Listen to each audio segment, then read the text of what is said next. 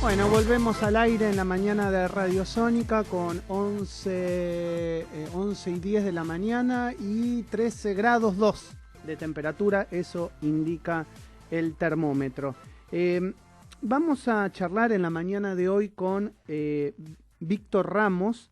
Él es periodista, es documentalista y es político. Además de ser una persona que yo estimo y aprecio muchísimo, te quiero contar que es el primer presidente del INADI, allá cuando se creó, en el año 1995. Fue director del Museo del Cabildo de la Ciudad Autónoma de Buenos Aires.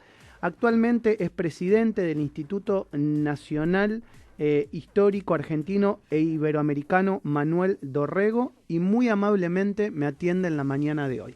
Hola Víctor, buen día. Maximiliano Lequi te saluda. ¿Cómo andás tanto tiempo?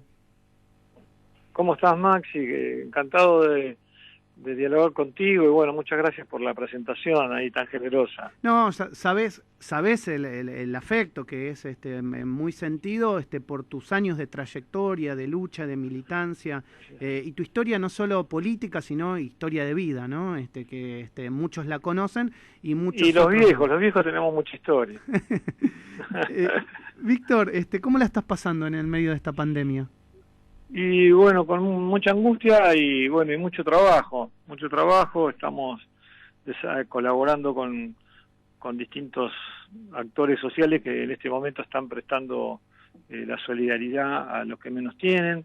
Estamos trabajando ahí con el Padre Pepe en Carcova, ahí tenemos una FM que es justamente un medio, justamente ahora las radios, los medios de comunicación audiovisuales nos permiten conectarnos y transmitir al resto de la comunidad las informaciones necesarias para llevar adelante esta batalla.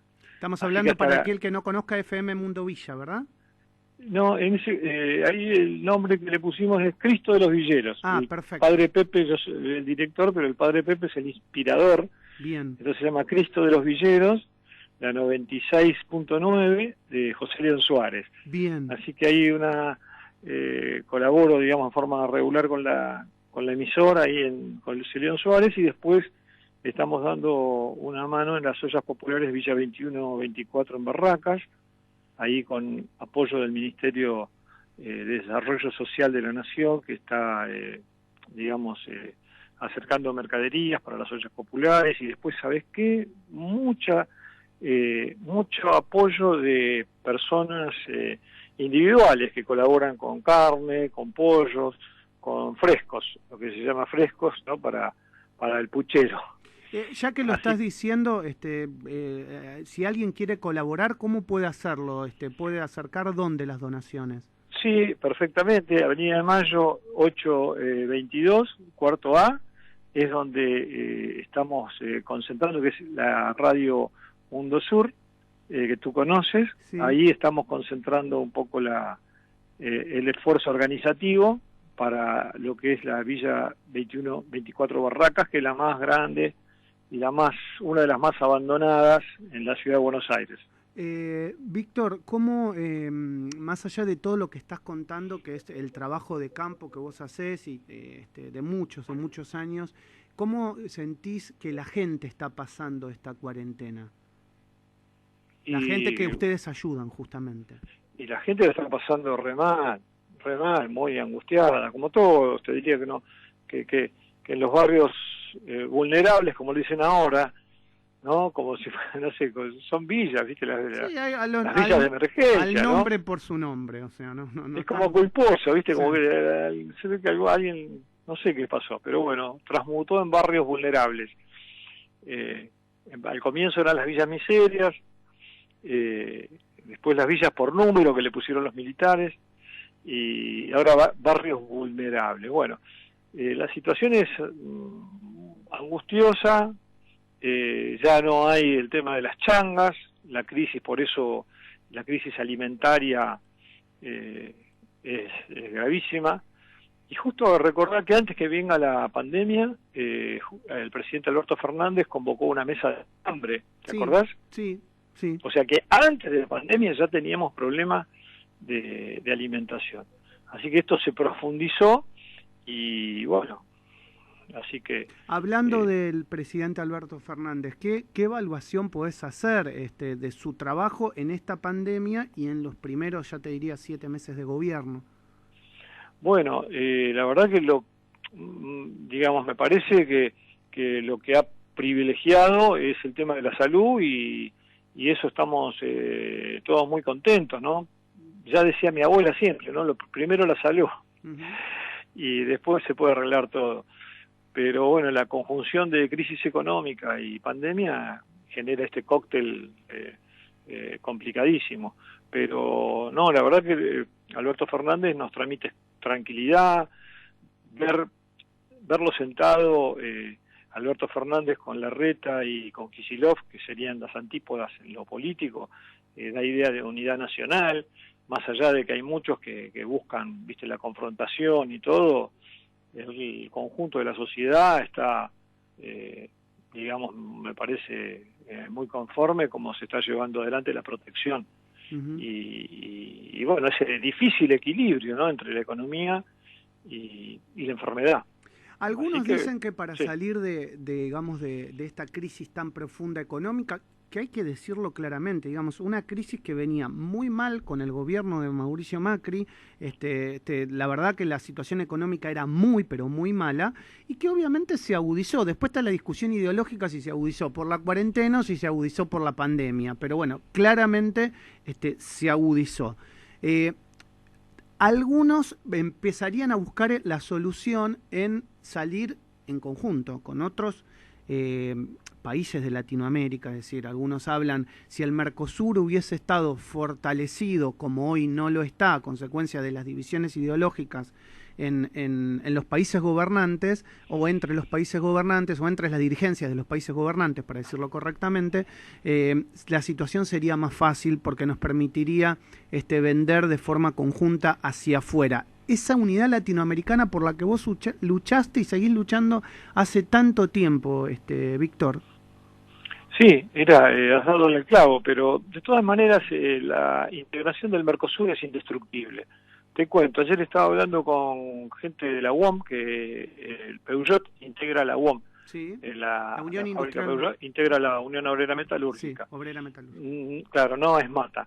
Y me decían que de Brasil le están pidiendo, está creciendo la producción automotor y le están pidiendo repuestos y están pidiendo doble turno. O sea que hay algunos aspectos de la economía y de la integración latinoamericana que no la detienen hoy ya los gobiernos, el color de un gobierno. Vos fíjate que el Mercosur sobrevivió gobiernos de distintos palos ideológicos, del nacionalismo al liberalismo.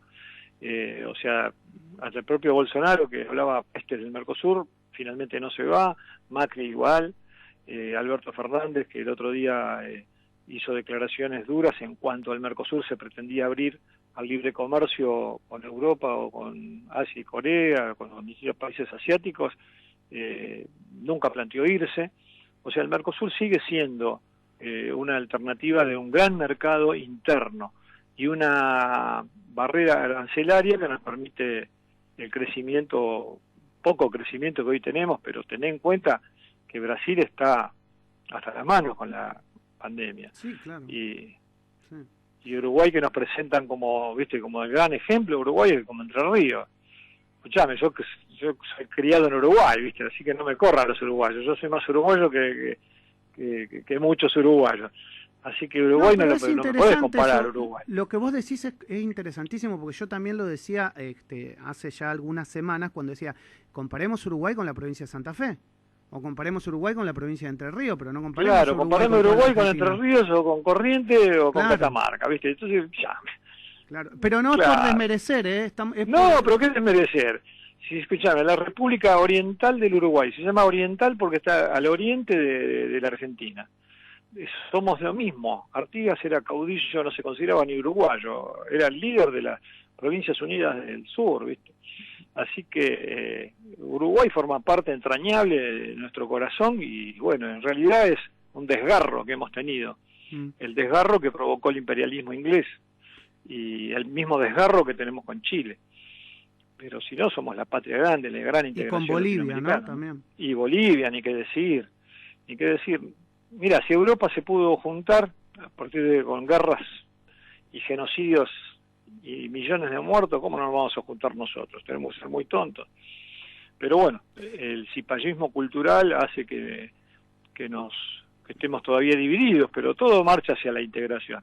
Y como bien me decías vos en la introducción a la pregunta, la clave está por ahí, la clave está por la integración. La integración, vos recién hablabas, y también lo dijiste, cipallismo cultural. La pregunta te la hacía desde el punto de vista económico, pero también desde el punto de vista cultural vamos camino a una integración. Creo que los argentinos en estos últimos años nos empezamos a dar cuenta que tenemos que mirar culturalmente a Latinoamérica y no a Europa. Tal cual, ¿no? Tal cual. Sí, sin duda, sin duda. Le cuesta a muchos porteños, sobre todo. Sí, es verdad, es verdad. Es verdad que le cuesta al porteño, es verdad. Sí.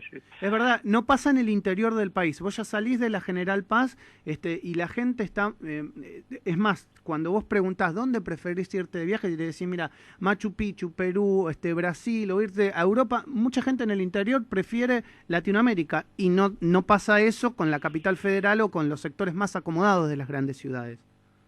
Tal cual. Bueno, eso es la gran influencia cultural y hoy viene la lucha hoy justamente, vos fíjate, en la política la lucha es en los medios de comunicación, en las redes, en las telecomunicaciones, es en la gran influencia cultural que ejercen hoy los países. Vos fíjate, hoy Netflix es todo películas chinas, coreanas. Es verdad. ¿Entendés? Bueno, y eso forma parte de la pelea cultural, de la lucha cultural. Uh-huh. Y hoy la gran guerra mundial en telecomunicaciones se da entre las compañías de telecomunicaciones, si es la americana o la china. Y nosotros tenemos que volver a las raíces. Cuando uno tiene dudas de a dónde va, tiene que mirar para atrás y qué decían nuestros maestros. Y el general Juan Domingo Perón hablaba de la tercera posición. Yo te diría que más vigente que nunca está hoy encontrar una tercera posición. Una tercera posición donde el centro somos nosotros, generar el centro en América Latina, es generar el centro en los países que luchan por una independencia tanto cultural como económica y lograr la justicia social, ¿no? Que ese es el objetivo final de todos los no del peronismo, sino de toda la sociedad.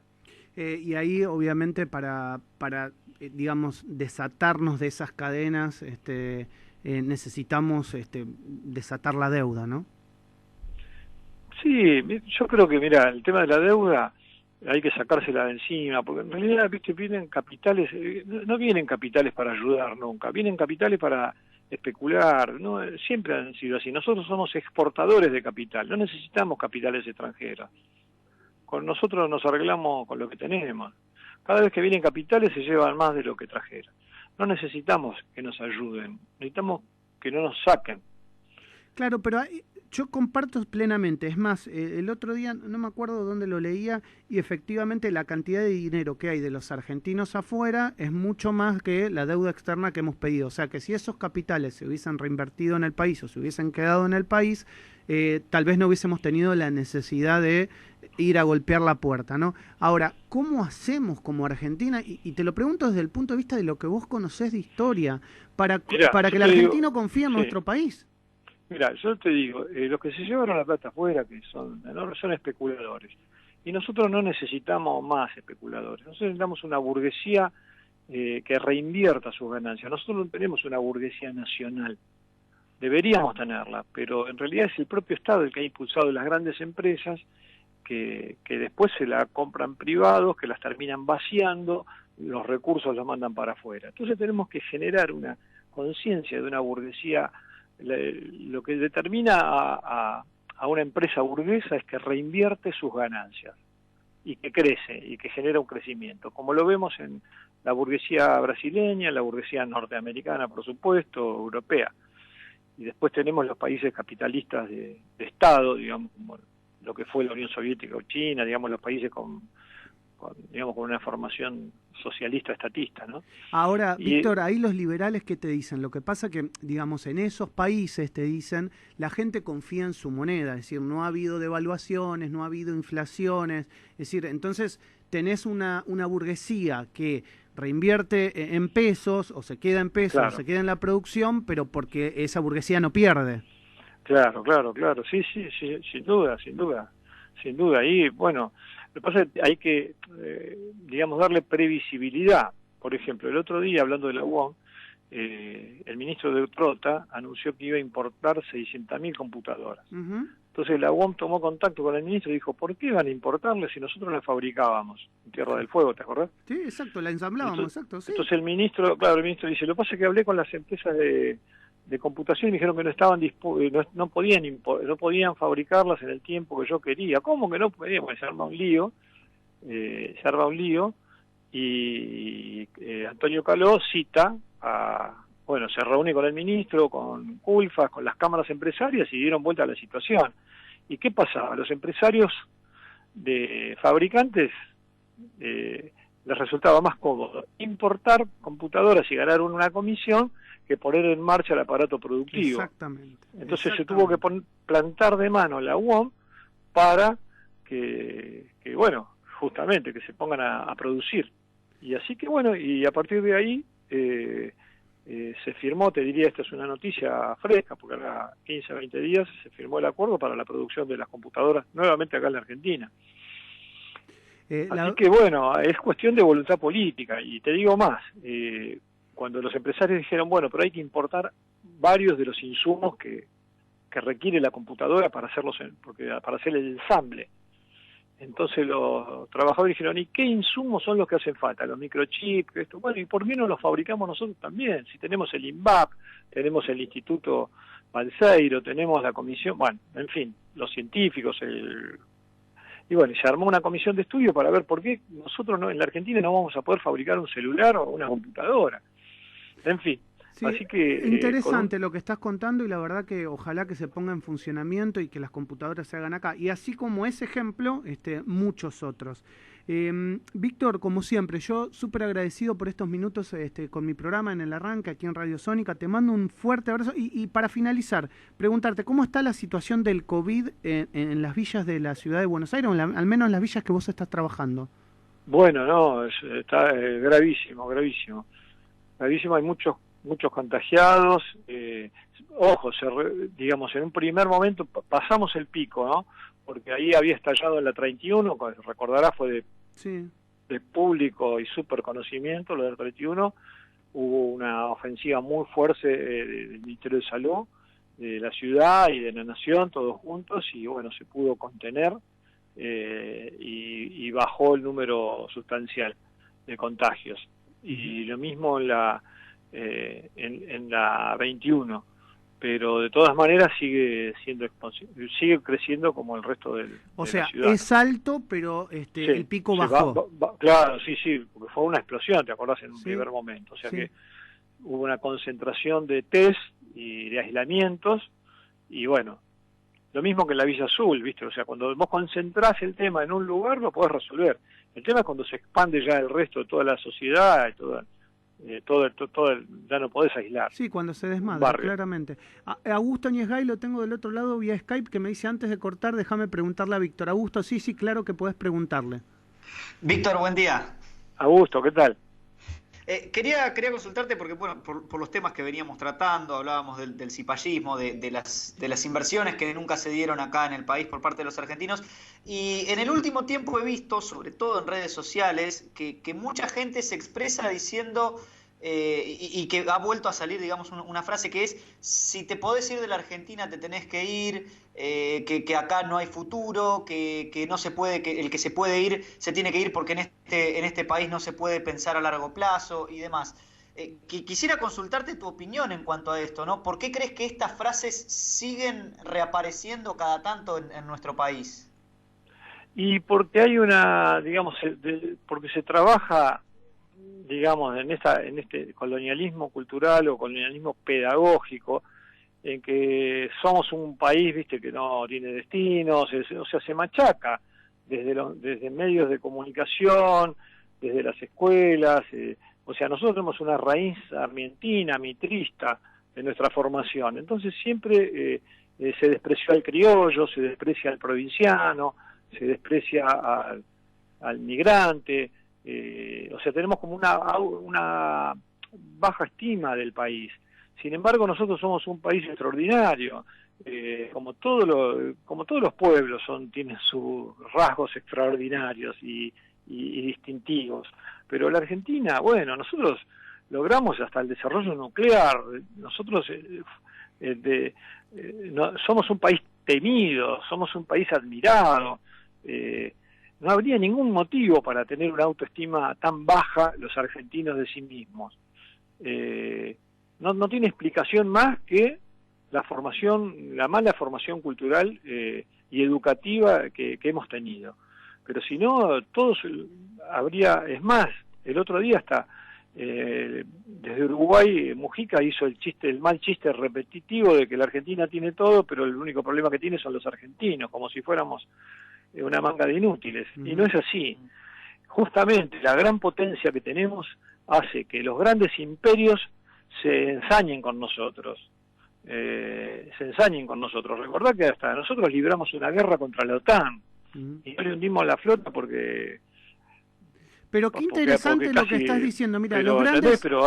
tendríamos que estar orgullosos de lo que somos. Mira, los grandes imperios se ensañan con la Argentina.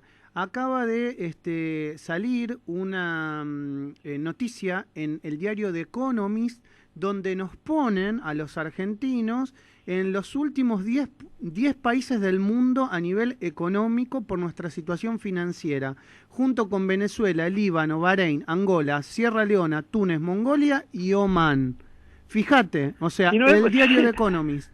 Claro, pero no es cierto, vos fíjate, bueno, en fin, yo no sé, yo no lo siento así para nada, pero siento yo tampoco, eso, justamente, por eso lo digo, porque vos claro, estás diciendo nos tenemos que nosotros, librar. por el potencial que tenemos, nos tienen miedo en realidad, porque la Argentina con la alianza con Brasil es una tercera posición impresionante, y por supuesto, con sumarle Bolivia, Chile, Uruguay y Paraguay, y somos los mayores productores de alimentos en el mundo, de soja, de trigo, de carnes. O sea, están interesados los chinos, los rusos, por supuesto, que en su momento de esplendor la URSS era el principal comprador nuestro. Y sumale nuestros recursos mineros. Tienen miedo al desarrollo tecnológico argentino. Y sumale nuestros recursos mineros, ¿no? El litio. Nuestros recursos mineros, nosotros tenemos un potencial enorme. Así que quiero transmitirle a tu audiencia el orgullo de ser argentinos y latinoamericanos, que tenemos mucho para dar y bueno, y cuanto... Adherimos y firmamos al pie de tu caemos, pero nos levantamos. Te mando un abrazo grande, Víctor, cuídate mucho. Bueno, muchas gracias, Maxi, muchas gracias, mi querido. Un gran abrazo. Para mí un gran privilegio. ¿Saben por qué? Porque Víctor Ramos es una persona que tiene trayectoria. Es el hijo de Víctor Abelardo Ramos, es periodista, es docente, es político, el primer presidente del Instituto Nacional contra la Discriminación en la Argentina, él lo ha fundado, fue director del Cabildo de la Ciudad Autónoma de Buenos Aires, como te dije en la introducción, es el presidente del Instituto Nacional de Revisionismo Histórico Argentino e Iberoamericano Manuel Dorrego, y la verdad que yo me quiero quedar con ese mensaje. Los argentinos y los latinoamericanos, si nos unimos, podemos ser muy grandes, muy grandes. Solo falta que nos demos cuenta, miremos para adentro, evitemos el cipallismo cultural que muchas veces se nos impone desde afuera y que pensemos a creer y a crear nosotros mismos. Radio Sónica. Conectados con vos las 24 horas a través de la web. El mundo evoluciona. La radio evoluciona. Radio Sónica. Radio Sónica. La otra radio.